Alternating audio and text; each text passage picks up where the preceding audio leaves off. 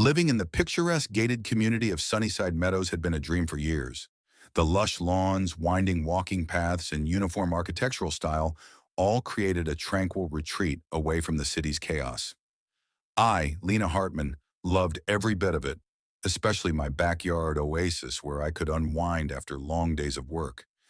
You see, I'm a professional resort designer, crafting luxury resorts and vacation escapes around the globe. Creating spaces that blend relaxation with style is what I do best. So naturally, when I decided to add a hammock to my backyard, it wasn't some cheap nylon sling hastily tied between two trees. No, it was a custom-crafted masterpiece, hand-woven fabric with tropical patterns, suspended on a sleek teak wood frame, strategically positioned among vibrant garden plants I'd carefully curated. It was an extension of my design philosophy, functional, elegant, and harmonizing with nature. I envisioned lazy weekends spent swinging gently with a book or afternoon naps under the dappled sunlight. The hammock was my personal slice of paradise, and neighbors occasionally complimented it, admiring its beauty. Then one morning I found a bright orange notice from the HOA board tacked to my front door. A fine for installing an unauthorized structure on my property, specifically citing the hammock as violating community aesthetic guidelines. The letter demanded I remove it immediately or face escalating penalties.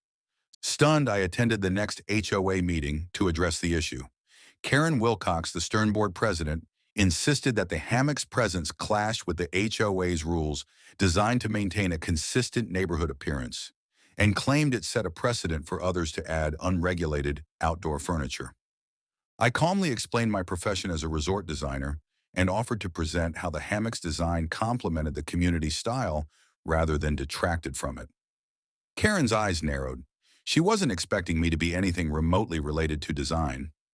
I pulled out my portfolio, showcasing the resorts I had created worldwide, stunning tropical retreats, elegant minimalist escapes, and cozy mountain lodges. I highlighted my approach to blending local aesthetics with nature and how my hammock setup was an example of that philosophy applied in my own home.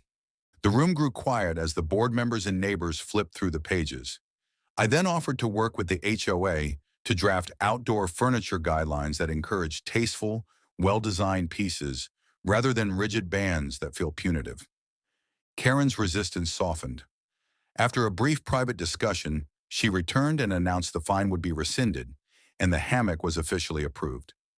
She even admitted she hadn't realized how design-forward and community-enhancing such a piece could be.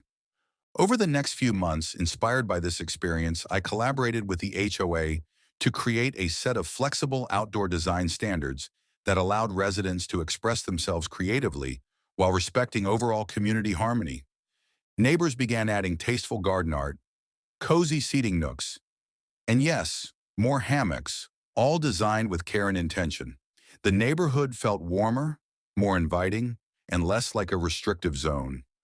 As for me, every time I settle into my hammock after a long day, I smile knowing that design isn't just about resorts.